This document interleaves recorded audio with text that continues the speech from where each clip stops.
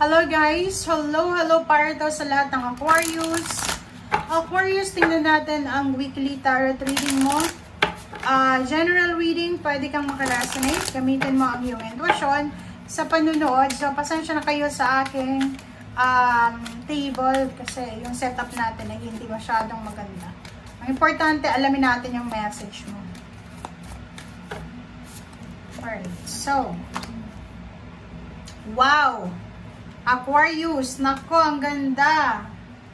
Aquarius, if for example, nakakaranas ka ng inggit, selos, inggit, or anything na negative from someone or from group of individuals, dito sinasabi ng barahan na huwag kang mag-alala, be patient, kasi lahat ng ito ay matatapos na. Wow! So, nakikita ko sa'yo dito, na sinasabi sa'yo ng baraha, Aquarius, na lahat daw ng lahat ng pain and heartaches na naranasan mo dahil sa panlilibak, pangbabackstab, or dahil sa selos, inggit, or anything, ay posibleng matatapos na yan. So, be patient muna, okay? Maghintay ka ng konting panahon and siguradong mawawala yung mga rason kung bakit stress ka sa ngayon dahil sa selos or inggit. Diba? Rejoice and celebration. Diba? So, sinasabi sa'yo dito na ikaw, Aquarius, ay posibleng nasa huli ang halakhak. So, maraming tao yung na-judge ka, maraming tao yung anong tawag dyan? Yung parang inano ka, nilibak ka, niyurakan pagkatao mo, but end of the day, ikaw pa rin ang panalo. Okay? Sa'yo pa rin ang huling halakhak.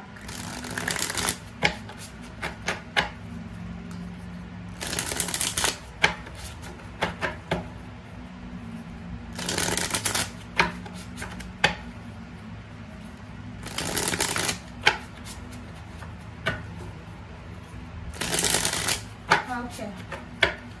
Aquarius. Sorry guys.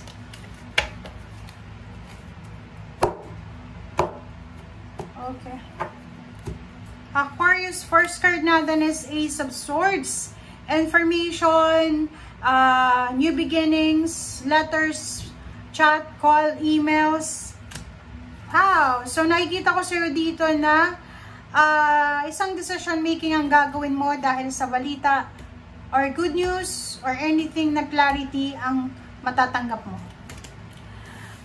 Nakikita ko sir dito na before ka mag-decide, this week to Aquarius, bago ka mag-desisyon sa linggong ito, kailangan mong pag-isipang mabuti, magpahinga ka, matulog ka, kumain ka ng tama, spend time sa nature, mag-grounding ka muna, bago ka gumawa ng desisyon sa linggong ito.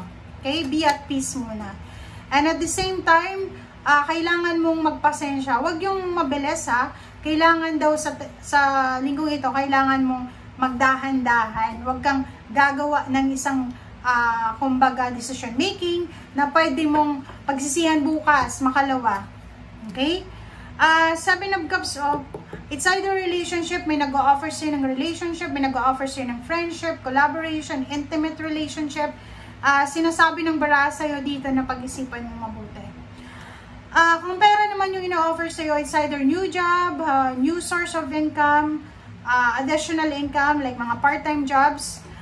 Sinasabi ng baraha sa'yo na posibleng yan na ang magiging stepping stone para matupad mo yung mga pangarap mo sa buhay. So, parang ikaw, Aquarius, kung nasaan ka man na lupalop ng bansa ngayon or ng mundo, sinasabi sa'yo na kung ano yung ina-offer sa'yo ngayon na trabaho, tanggapin mo. Okay? Huwag mong pipiliin pag sinabing trabaho, trabaho. Ibig sabihin, kung teacher ka, tas wala pang mga offer sa gobyerno, kung ano yung available job, gawin mo. Okay? Next card is relationship. So, ganun din sa relationship. Alimbawa, na walang relationship na dumarating sa'yo, yun, maghintay tayo and huwag tayong magsasettle sa isang tao na dahil lang sa demanding yung kamag-anak mo na kailangan may relationship ka, kailangan makipagrelasyon ka kung talagang mahal mo. Okay? Okay. Three of Swords. Bakit may Three of Swords? King of Pentacles. Tingnan natin. Ano pa ba? Oh, yun. So, nakikita ko sa'yo dito. Ako. Siguro, meron sa inyo ditong mga kamag-anak na financially stable sila.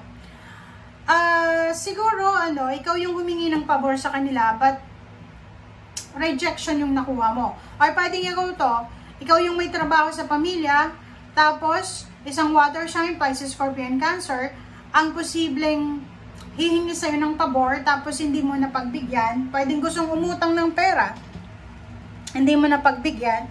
So, medyo madi-disappoint siya, rejected, masasaktan. But, yun, sinasabi ng bra, ayos lang, okay lang. So, if ever ikaw naman yan, may kakilala ka, or kapamilya na may pera, humingi ka ng pabor, walang nangyari, rejection yung nakuha mo, let go. Diba? Travel. Let go. Abandon the situation. Wheel of Fortune. Isipin mo na ang buhay ng tao ay weather lang. Umiikot ang gulong ng palad. Umiikot yung mundo. So, minsan sila mayroon, ngayon kayo wala. But, hindi lahat ng oras pabor sa kanila ang pagkakataon. Okay? Next card is Four of Pentacles. So, Four of Pentacles, sinasabi ng baraha sa'yo na simula sa linggong ito, magkakaroon ka ng parang pagkakataon para makaisip na kailangan ko mag-ipon ng pera. May isang tao na pwedeng makatulong sa'yo, pwedeng asawa mo, boyfriend, girlfriend, mentor, or kung sino man siya na pwedeng makatulong sa'yo para makaipon ka ng pera. Okay? Four of Cups. Next is Five of Cups. So, nakikita ko sa'yo dito, meron na posibleng tao yung nangihinayang kung bakit ka nawala sa kanya.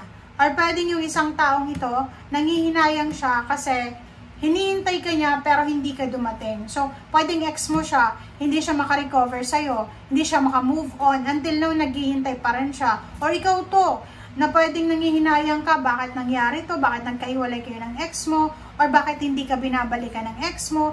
Parang nakikita ko sa'yo dito na medyo nangihinayang ka sa nasayang mong effort, energy, or strength. Okay, the Hermit. Nakikita ko sa linggong ito, mahanap mo yung liwanag, mahanap mo ulit yung rason kung bakit kailangan maging masaya. Nakikita ko sa iyo yung stability and balance sa family. May iba sa inyo ditong imbitado sa kasal, yung iba mag-iisip na magpakasal, yung iba mag-iisip na magpabinyag, yung iba may darating na baby, or pwedeng buntis na, or nakabuntis na, yung iba may renovation ng bahay, yung iba naman is magpapatayo ng bahay. So, nakikita ko sa inyo dito na may paparating na stability and balance, financial stability and balance, family life, may new job, may managerial position, may mataas na sweldo, may mga blessings ang paparating sa iyo na pwedeng magdala sa iyo ng talagang overall stability and balance. Okay? Thank you guys. Bye!